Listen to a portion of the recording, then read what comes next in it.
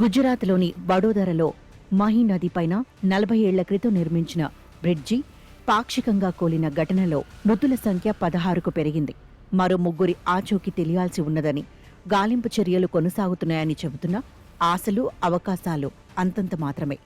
భారీ శబ్దాలతో ఓ భాగం కూలడం, దానిపైన ప్రయాణిస్తున్న వాహనాలు వరుసపెట్టి నదిలో పడిపోవడం అతి దగ్గరగా గమనించిన మత్స్యకారులు భయంతో వణికిపారు. ఈ వంతెనకు రిపేర్లు, తనిఖీలు, నాణ్యతా పరీక్షలు ఎప్పుడు ఎవరు నిర్వహించారన్న వివరాలు తెప్పించుకుని మరి 4 ఇంజనీర్లను ముఖ్యమంత్రి భూపేంద్ర పటేల్ గురువారం సస్పెండ్ చేశారట. ఆ నివేదికలో ఇంకా ఏమున్నదో, పాపులు వీరని ఎలా నిర్ణయించారో మనకు తెలియదు. అయితే సరిగ్గా 3 ఏళ్ల క్రితం వడోదరకు చెందిన ఒక సామాజిక కార్యకర్త ఈ బ్రిడ్జి నిర్వహణకు సంబంధించి ఒక అధికారితో చేసిన సంభాషణ ఈ ప్రమాదం నేపథ్యంలో వెలుగులోకి వచ్చింది. వంతెన పరిస్థితి ప్రమాదకరంగా ఉన్నందున తనిఖీలు, మరమ్మతులు వెంటనే చేపట్టాలంటూ తాము ఇప్పటికే ప్రతిపాదనలు పంపామంటూ సదరు అధికారి వివరిస్తున్న సంభాషణ అది. ఈ వంతెన ఏడాది కంటే నిలవదని, కూలడం ఖాయమని ఆ అధికారి అప్పట్లోనే చెబితే అది మరో 3 ఏళ్లు నిలిచి ఎవరూ ఎంతకు పట్టించుకొని కారణంగా ఇప్పటికీ ఇలా కూలిందని అర్థం.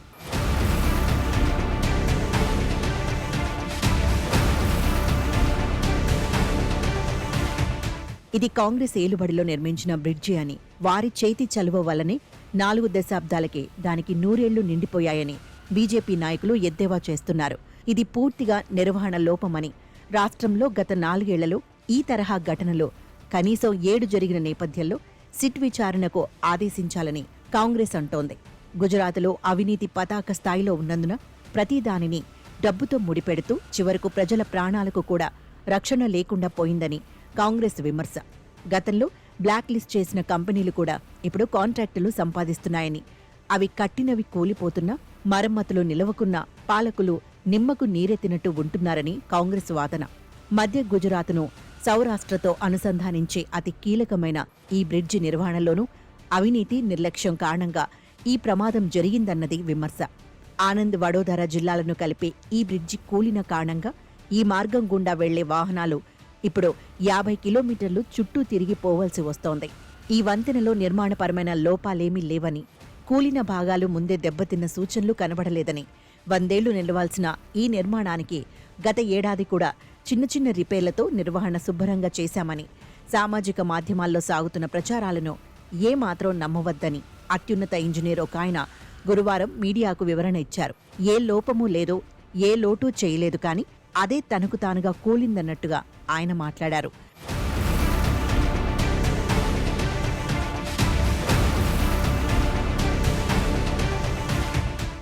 మానవ తప్పిదాలు, నిర్లక్ష్యాలు లేదా కుట్రలు లేనిదే ఈ స్థాయి ప్రమాదాలు జరగవు. రాకపోకలు ఆపకుండా, ప్రయాణానికి పనికిరాదని నిర్ధారించకుండా, మరోవైపు మరమ్మతులు చేయకుండా నిర్వహణను గాలికి వదిలేసి ఇప్పుడు ఎందుకు కూలిందో తెలియదన్నట్టుగా మాట్లాడటం విచిత్రం. నష్టపరిహారాలు ఇవ్వడం, కమిటీలు వేయడం ఇటువంటి సందర్భాలలో సహజంగా జరిగిపోతాయి. బలంగా ఉన్నదని, 100 ఏళ్లు నిలవాల్సిందని అంటున్న బ్రిడ్జి అర్ధంతరంగా ఇలా ఎందుకు ఒరిగిందన్న సత్యం ఎప్పుడు తెలుస్తుందో, ఎవరు ఆ గుట్టు విప్పుతారో చూడాలి. ఉదయం 7:30 గంటల ప్రాంతంలో ఈ ప్రమాదం జరిగింది కాబట్టి సరిపోయింది. కానీ రద్దీ వేళల్లో అయితే మృతుల సంఖ్య చాలా హెచ్చుగా ఉండేది.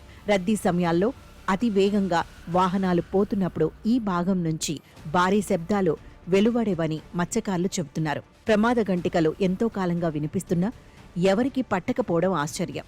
2022లో మోర్బీ బ్రిడ్జి కుప్పకూలిన ఘటన నుంచి గుజరాత్ ఏ పాఠాలు నేర్చుకోలేదని, ప్రజల భద్రత పాలకులకు పట్టలేదని ఈ ఘటన తెలియచెబుతోంది.